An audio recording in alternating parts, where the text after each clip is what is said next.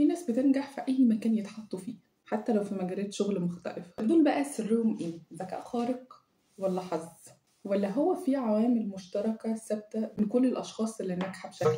وهنا أنا عايزة أقول لكم إنه أيوة في عوامل مشتركة، وهي أول حاجة الوضوح الذهني. النجاح يا جماعة مش بس بيبدأ بالشغل، بيبدأ كمان بالوضوح. الناس دي عندهم إجابات واضحة ليه سؤال زي أنا عايز إيه وليه أصلا. فالوضوح هنا بيخفف التشتت وبيخلي طاقتك كلها رايحة في اتجاه واحد. العلم أثبت بقى إن العقل وقت ما بيكون عنده هدف واحد محدد وواضح بيشتغل زي الرادار بالظبط عشان يرصد أي فرصة تقربه للهدف ده. تاني حاجة هي الالتزام مش الحماس. يعني إيه الكلام ده؟ يعني ببساطة الناس اللي بتنجح مش دايما أو طول الوقت عندهم الحافز، بس عندهم الالتزام، لأن الحماس بيروح وبيجي، بس الالتزام هو اللي بيبني أي نجاح حقيقي. كلهم بيعملوا الحاجة اللي لازم تعمل حتى في الأيام اللي مش عايزين يشتغلوا فيها. تالت حاجة هي التفكير الطويل المدى، وهنا بقى النجاح مرتبط بالقدرة على تأجيل المتعة اللحظية عشان مكسب كبير بعيد المدى. يعني إيه بقى الكلام ده؟ يعني الناجحين بشكل عام عندهم وجهة نظر اللي هي إن مش مهم مكسب دلوقتي، المهم مكسب صح. رابع حاجة وهي تطوير الذات المستمر. في دراسة بتقول إن أعلى الناس دخلاً في العالم هم أكتر ناس بتتعلم يومياً، مش شرط تعليم جامعي، بس عندهم عادة اسمها feed your mind، غذي عقلك. بيتوسعوا وبيفهموا وبيدرسوا وبيحللوا، لأن الإنسان اللي بيطور نفسه باستمرار صعب إن أي حاجة توقفه. خامس حاجة ودي بقى مهمة جدا وخطيرة جدا وفي نفس الوقت صعبة، وهي التقبل الصحي للفشل. ولو في حاجة مشتركة بين كل الناس اللي نجحت في العالم هتكون هي النقطة دي بالتحديد. أصل يا جماعة مفيش نجاح من غير فشل في العالم، دي بقى خدوها قاعدة. والفكرة بقى لا في إنهم ما بيخافوش من الفشل ولا إنهم محظوظين، هم ناس وبشر عادية جدا، وارد يكون عندهم مخاوف، حتى مخاوف شخصية من أي، ولا إنهم محظوظين برضو، لأن الناس دي عندهم مهارة وقدرة بيسميها العلم قدرة الارتداد.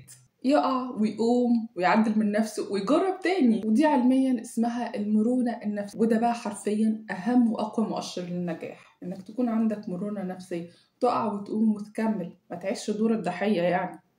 ثالث حاجة بقى هي القرارات اللي بتتخذ بسرعة. بمعنى إيه؟ إن في ناس بتقعد تفكر وتخطط قبل أي خطوة وتبقى مترددة، وهنا ده بيوقع نص الطاقة ونص المجهود فعليا. بس الناس الناجحة بياخدوا القرار بسرعة جدا، يعدلوا ويحطوا الخطة في طريقهم وهم ماشيين. مثلا أنا عندي مخطط ناجح إن أنا أفتح كافيه، تعرض عليا كام مكان، بختار بسرعة، ما بترددش أو ما بخافش، باخد المكان وبعد كده أكشف عنه مثلا جنائيا إذا كان المكان ده كان مشبوه، لأنه بيبقى بعد كده مثلا صعب ان هو يطلع له ترخيص.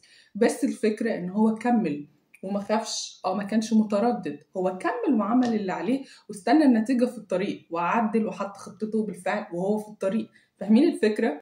السر هنا مش في القرار المثالي، السر هنا في انك تتحرك اصلا. سابع حاجه البيئه الداعمه، ودي من النقط الخطيره جدا. في علم النفس في قاعدة بتقول إن في متوسط 5 أشخاص من حواليك، كل 5 أشخاص من حواليك أنت بتكون مؤثر بيهم بشكل كبير. يعني من الآخر كده المرء على دين خليله، زي ما قال رسولنا الكريم.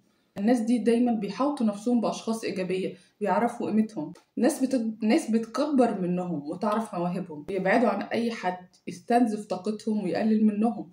تامن حاجة بقى هي إدارة الطاقة مش إدارة الوقت.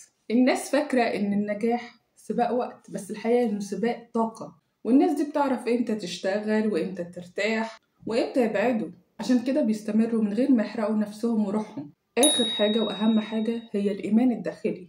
كل الناس الناجحة عندهم درجة إيمان بطريقة ما بنفسهم وأحلامهم حتى لو كل الناس شايفاهم عاديين. وعلم النفس بقى بيقول إن الشخص المؤمن بنفسه عقله تلقائيا بيختلق وبيلاقي حلول للمشاكل، لأنه عارف إنه مميز ومتيقن إنه هيطلع من أي مشكلة ومن أي وضع يتحط فيه أيا كان إيه هو. فربنا خلقنا بالفعل بمعايير عالية جدا، بس إحنا بقى ما بنستخدمهاش، وطول الوقت بنخدع نفسنا إننا في درجة ما من الكمال. هو أنا كده كويس شكرا، أنا مش عايز حاجة تانية أو مش محتاج حاجة تانية، ودي أكتر حاجة بتؤدي الشخص للهلاك. ودي بقى كانت أهم 9 سمات مشتركة بين كل الناس اللي ناجحة. فأنت مش محتاج إنك تكون خارق، بس محتاج تبدأ بتنظيم. سيبولي في التعليقات إيه أكتر صفة من ال9 حاسين إنها ناقصاكم ومحتاجين تشتغلوا عليها. يا رب ما يكونش ال9 كله.